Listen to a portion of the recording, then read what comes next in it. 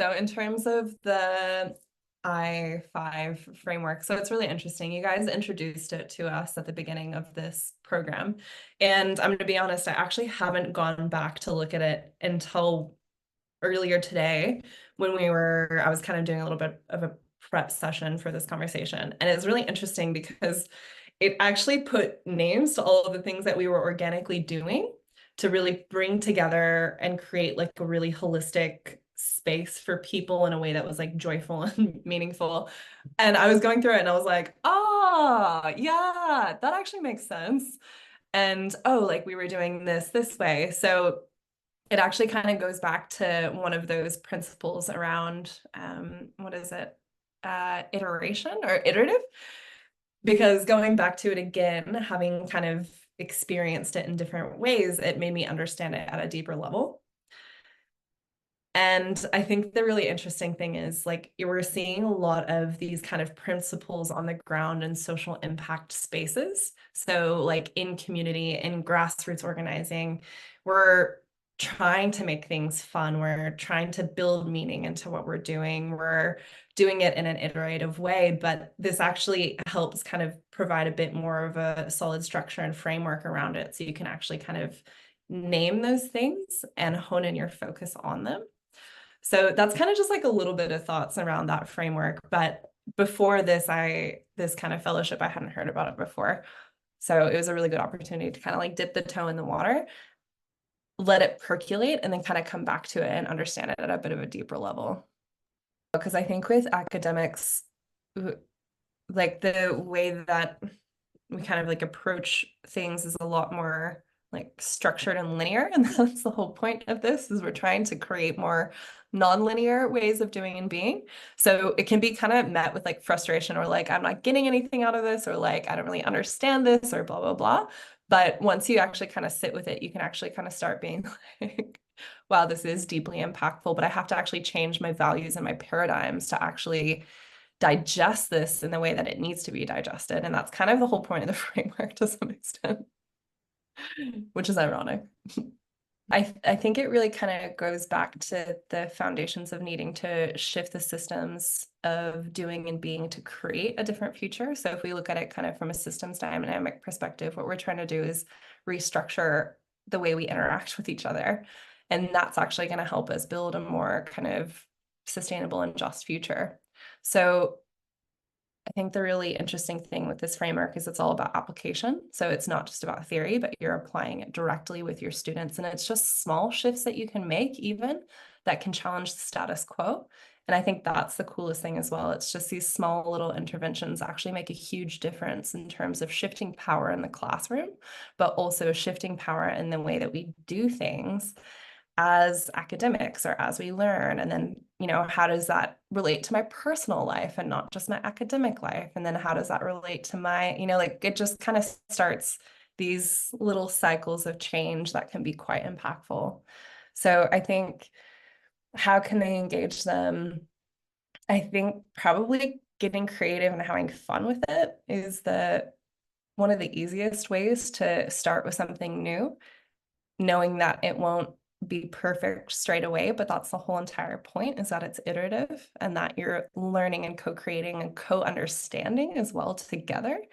And it's not just about, you teaching, but it's also about you learning from the students and learning how to, apply this in different contexts and like inspire and invite more people into the spaces. So yeah, that's probably how I'd initially kind of approach it.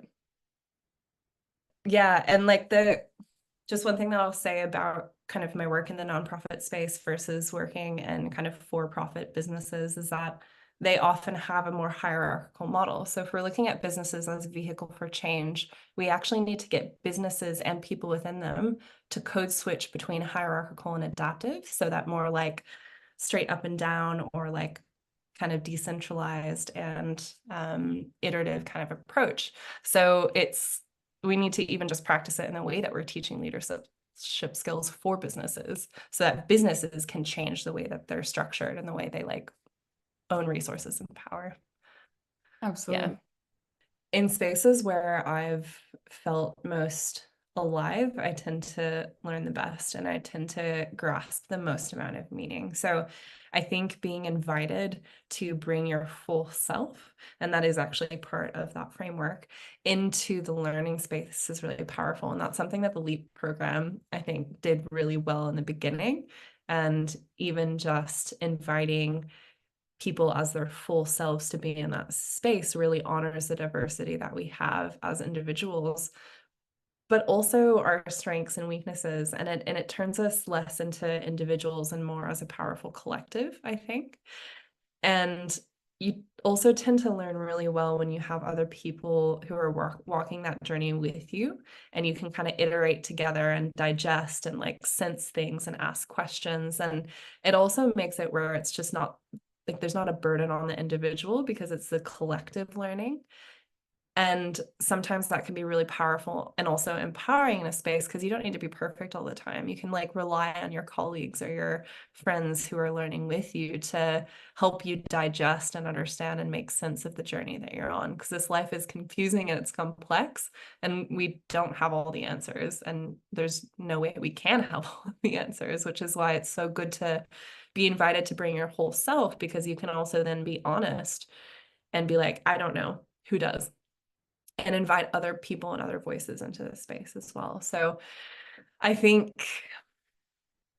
lots of creativity and fun is something that I've taken out of that framework as well. And especially working on really hard and complex challenges. You know, we've talked about this before, Laura and Marina. It's just the work that we do is kind of hard sometimes, and you know, that's okay. And where can we find joy and meaning and play in it, while at the same time creating massive change and a better world. And, you know, if we're going to create a better world, like, do we want it to come from a place of anger and grief, or do we want it to come from a place of hope and, you know, passion and love and empathy for each other? So I think it's, yeah, really beautiful in a lot of ways to be able to change that framing. But yet again, in terms of creating spaces for people in university, I think you invite them to bring their full selves, you invite them to play, you invite them to make mistakes, because it's scary failing forward sometimes.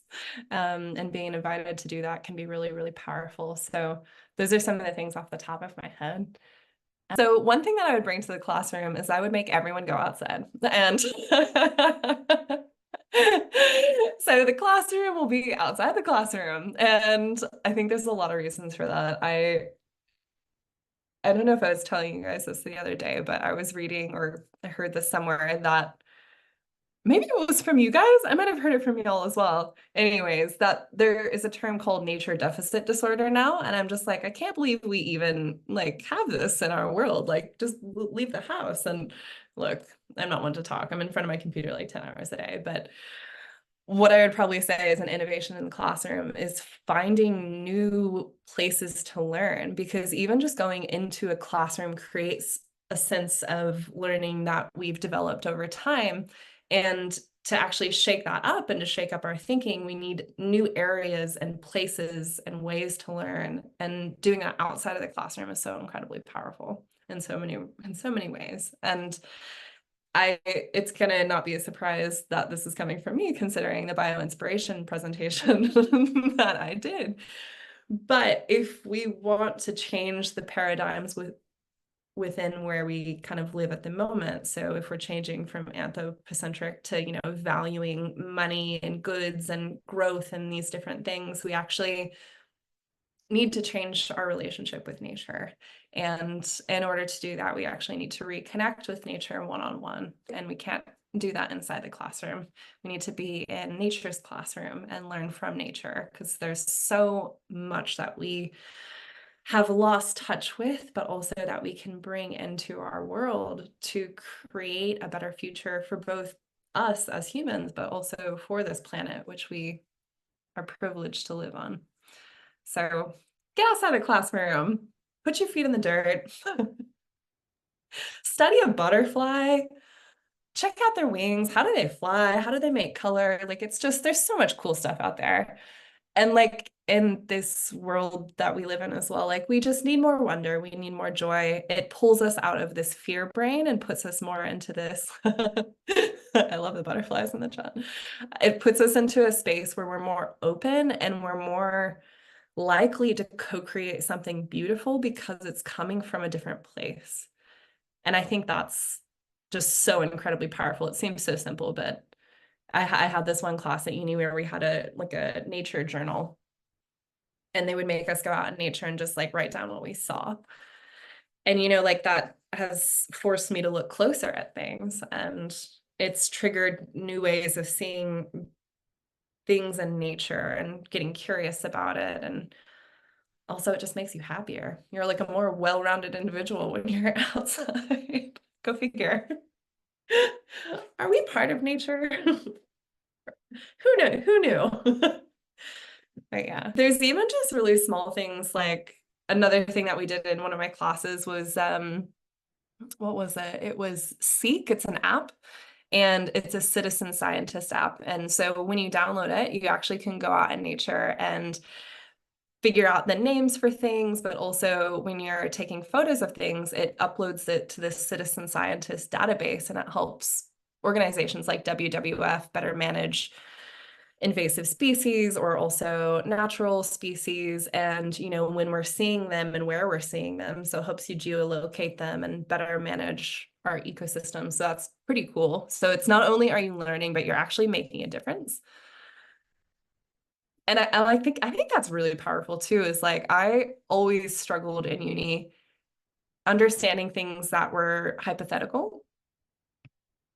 And I think if we can ground it in real world action and be like, oh, your little, like this little thing actually made a little bit of a difference, it can just snowball into something really powerful because it feels good to make a difference. And that's awesome. We should tap into that for sure. Like there's so much energy and passion and curiosity within university. And instead of writing these like essays and papers that, like will be graded, and that's great, and maybe that was a good experience for you, but also how can we harness that energy to take action right now?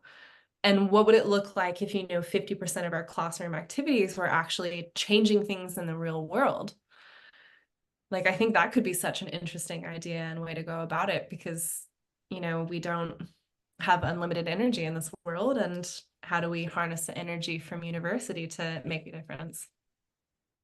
I really like with the LEAP program, I really loved our community of practice. I know people definitely had different experiences. I think it kind of depended on which group you got allocated to, but the other most powerful kind of learning experience that I had in university was with what we called our pods. So this was a course on sustainability leadership for the 21st century, and it had a lot of these ideas of co-creation and sensing and metabolizing and all of these kind of bio inspiration or biomimicry kind of practices built into the way that we were learning. And it absolutely blew my mind. It was like the favorite course that I've ever done, and it was so meaningful to me.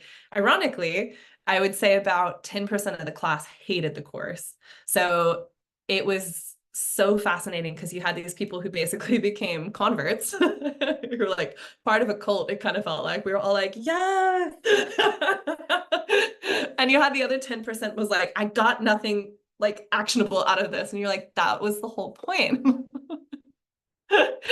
Was we're moving away from like hard skills to these like soft ones. But we had these pods, and the pods were used to like do deep listening. So we would even just have an hour where 4 people would just listen to one person talk about a problem and repeat it back and help the person refine the problem just through listening and absorbing and asking questions and digging into it. So it became this kind of like really deep listening panel where you could actually also then just talk about your emotions with the work that you were having as well, which is like, I'm actually, what? It's not actually about this problem, but I'm actually feeling a lot of fear, because if I don't actually change this one thing in my organization, the impacts can be really devastating for this cause that I'm working on. So it became this really kind of powerful support system for a lot of us in the class, where we could work through the anxiety or feelings that we were experiencing, trying to address some of these, complex challenges that we're seeing in our world. So I thought that was really powerful. Because I feel like I'm searching for something right now. And maybe that's part of it, like I just feel like I'm on this journey and I'm just happy, happy to be here. Happy to be here on this journey and be around people who are challenging the way that I think, and also who make me want to show up and who are inviting me to be part of the space. And I actually think it's like the people around me who give me this like energy and kind of way of thinking, I guess, to some extent. So that's probably what I would say about sustainability kind of leadership. I actually don't think it's necessarily about the individual. I think it's the strength of the collective potentially, even. And I think it's like looking at the bonds between people. And I don't know about you guys, but I have different groups. I have like some people that I'm really serious with, and we just talk about like action and these different things. And then this Leap Researchers program gave me the ability to get creative and to play, which was what I was really missing in my life. Like I already have work that's really demanding. I have my thesis in uni, which is really academic and linear, but I was actually really missing that kind of thing that was like, oh, I get to let loose. I get to let loose and, be wrong or be imperfect or, really deeply listen and, challenge things a little bit. And I don't need to have all the answers. And that's what this space has given to me and has been really, really powerful. So I guess what I'm trying to say is I wonder if sustainability leadership is having like people in community who back all parts of you to take action in different ways. And it's not just about, it's so, so important for people to be invited into the space, particularly people who haven't been. So ensuring that they have power and self-determination and the ability to have their say and make a difference.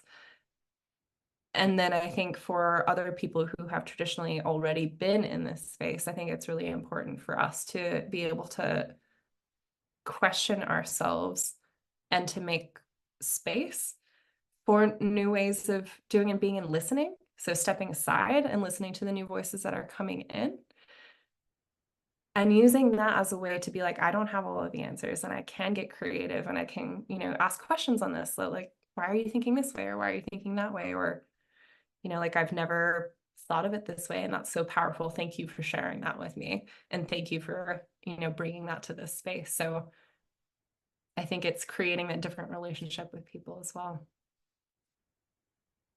Academics and teachers, I think they have many important roles. So I think probably the most prevalent one that I've been thinking about a lot at the moment is inviting more voices into academia. And this is actually part of the PRIME framework, which is ensuring that voices that aren't in the classroom are brought into the classroom, especially in places where there's maybe only one or two paradigms that the classroom has in terms of doing and being and thinking. Bringing in the voices of those who aren't traditionally heard can be incredibly, incredibly powerful and can actually shift academics to look at things in new ways and do research even in a new paradigm, which can help us actually shift the system. So academics and researchers have such a powerful role to play in bringing in voices, but also thinking about problems differently and encouraging other people to think differently about problems. And academics in particular are often like cited and looked to for best practice. And if we're only bringing best practice of the few, then we're not actually building a world for the many. So we really need to ensure that the equality is in those spaces and in the way that we're teaching. And we talked about this earlier as well. It's also about shifting those power dynamics. So it's not about just, I'm an expert in everything and I'm going to teach you all these things and you're going to listen and absorb. But it's like, what are you an expert in? How can you teach me? How can you teach the class? How can we all learn from you? and how can we all co-create this way of kind of learning about this topic together. So yeah, I think there's a few things there, but in particular, bringing in diverse voices and shifting power is just such a amazing place to be in. So academics and researchers, I feel like we just really need to take advantage of that as much as possible and play a role in shifting systems, not just writing about them. My name is Jackie Colmar, and I am currently COO of the Kimberley Aboriginal Women's Council, but I'm also undertaking a master's in sustainability at Harvard. I am based here in Narm, Melbourne, on the lands of the Wurundjeri people of the Kulin Nation, and I'm currently taking part in the LEAP Researchers Program. And the LEAP program has been a fantastic opportunity for me to get creative in the way that I approach my thesis at Harvard at the moment. It has also given me the opportunity to play, to get creative, to challenge some of my ideas and paradigms and the ways of doing and being that I bring to my work, but also to academia. And I think this program is such a fantastic opportunity to connect with other people who are passionate about the same questions that you have about how we can kind of create a more sustainable and just future, but how we can do that through academia and training up emerging leaders in business. And it's a great opportunity to learn, get creative, to explore and meet other people from around the world. So that is what the program has given to me and what I think the program is fantastic for.